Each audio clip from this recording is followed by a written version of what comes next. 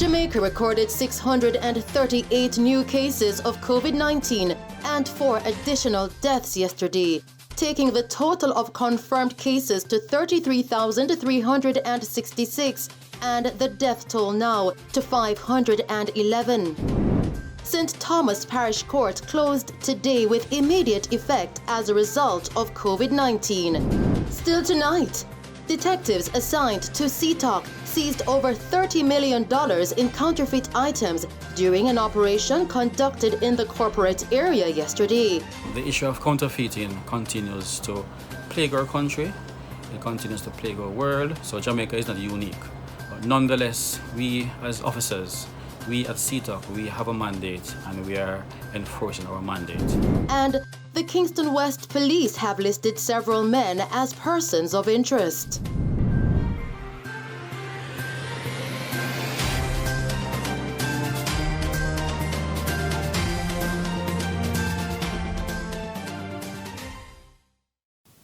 Good evening. In a COVID-19 news update, Jamaica recorded 638 new cases of COVID-19 and 4 additional deaths yesterday, taking the total of confirmed cases now to 33,366 and the death toll now to 511. Now, according to the Ministry of Health and Wellness, a 52-year-old woman from St. James, as well as a 74-year-old man and 2 women aged 68 and 95, all from St. Elizabeth, are the latest fatalities. Of these 638 new cases, there were 357 females and 281 males, ranging in age from 6 months to 96 years. The cases were recorded in Kingston and St. Andrew with 246 cases. St. Catherine recorded 177 cases. St. Thomas, 42 cases. St. James, 39 cases. Westmoreland recorded 30 cases. Manchester, 22. Clarendon, 17 cases. St. Anne recorded 16 cases. St. Mary, 14 cases. St. Elizabeth and Portland recorded 13 cases each, Hanover 6, while Trelawney recorded 3 cases. Now the island also recorded 142 recoveries, taking the total of recovered persons now to 15,615. Meanwhile, the St. Thomas Parish Court was closed today with immediate effect as a result of COVID-19. Now, in a statement released earlier today, the Court Administration Division, CAD, said that persons with matters before the court will be contacted and informed of a new court date. Persons may contact the CAD via email at customerservice@cad.gov.jm or 876-754-8337 or toll free at 1-888-429-5269. We will provide further updates in subsequent newscasts. In St. Catherine, the Spanish Town Examination Depot of the Island Traffic Authority, ITA, will reopen to the public tomorrow following a deep cleaning and sanitization exercise. The depot closed on Tuesday after the confirmation of a positive COVID-19 case at the location. The ITA reports that all other employees have tested negative for the virus and will therefore resume providing service tomorrow. The authority also advised that the requisite protocols will remain in place for the prevention of the spread of COVID-19. In other news tonight, countries, including Pan-American Health Organization, PAHO member states, should start receiving doses of the Johnson & Johnson J&J vaccine under the COVID-19 Vaccines Global Access COVAX facility by July. PAHO Director Dr. Carissa Etienne said COVAX has secured more than 100 million doses of the vaccine for 2021 and up to 500 million through 2022. She was speaking during PAHO's COVID-19 digital press briefing yesterday. Now, the World Health Organization, WHO, issued an emergency use license for the one-dose J&J vaccine last week. This follows similar authorizations for those produced by Pfizer Inc., Moderna, and AstraZeneca.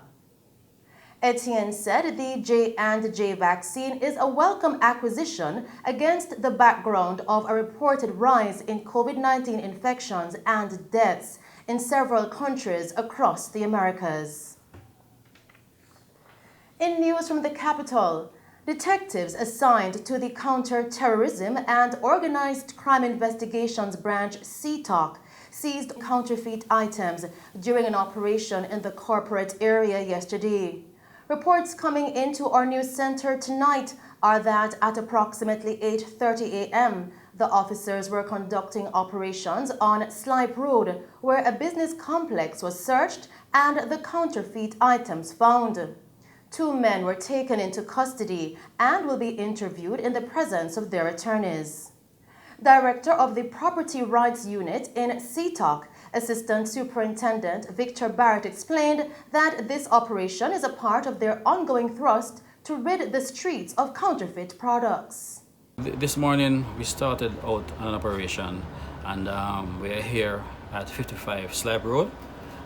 We're 2 premises, shop number 8 and shop number 5, where we discovered a large quantity of counterfeit shoe item, footwear. This operation is part of our ongoing thrust to rid the streets of counterfeit products. The issue of counterfeiting continues to plague our country. It continues to plague our world, so Jamaica is not unique.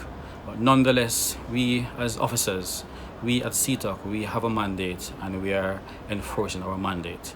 The issues of intellectual property rights is an equitable right. It goes with the property. So to sell a counterfeit or a shoe, a Nike shoe or a Puma shoe, one has to get permission from the rights owner.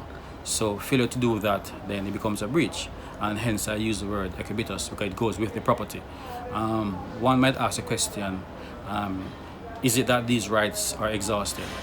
It could be a possibility that these rights are exhausted, the fact that they are in circulation in Jamaica, but that's not the issue. The issue is that persons are counterfeiting these brands now. So when you counterfeit a brand, it becomes a different issue, because different locations in Jamaica could be selling authentic Nike shoes. So hence the rights are exhausted. So you're free in layman's sense to sell an authentic Nike shoe. But when you counterfeit the shoe now, then it becomes an offense, and we have the Trademark Act, and we utilize the Trademark Act in enforcing this conduct. SSP Barrett further explained the charges. 2 persons taken in custody, and they will be charged at a later date. So the fact that we are in this establishment and they have the counterfeit items, having the counterfeit items in their possession is a charge. So selling and also having the item in your possession is a breach under the Trademark Act. So we will enforce that section of the statute. Preliminary count, we estimated both store to be around 30 million Jamaican dollars. And I use this medium to continue to appeal to our citizens that whilst I understand that we have a brand culture, but employ some good business sense and utilize your hard-earned cash into more productive means, because we are here to stay, and CTOC will continue to enforce breaches alongside the Trademark Act, the Copyright Act, Patent Act. So we are here, and we have nowhere to go. So I appeal to our citizens to be mindful of the products that you purchase. On close examination, when you look at one of the package, you realize that the Nike shoe is in a plastic bag. Nike doesn't sell their shoes in plastic bag. When you smell the shoe, you also could discern from the shoe that the chemicals are not high standard chemicals. So the issue of due diligence, quality control has totally been eroded. So it's appealing to our citizens to be mindful of what they purchase and to spend their money wisely. Still in the capital, the Kingston West Police have listed several men as persons of interest. The men were urged to report to the Denham Town Police Station as at 6 p.m. today. Up to news time, there were no reports of any of the men turning themselves in. They are Dwayne San, otherwise called Billy, Shane Williams, otherwise called Shaney, Toby, Nathan, Del Paro, who are members of the brawling gang in the Chestnut Lane area, Akeem San, otherwise called Pupa, Ricardo Lewis, otherwise called Bolo, Sledge, Bubba, Georgie, Renardo Phipps, otherwise called Fry Eye, Cabby, who are members of the Spanglers gang based in the Matthews Lane and West Street areas.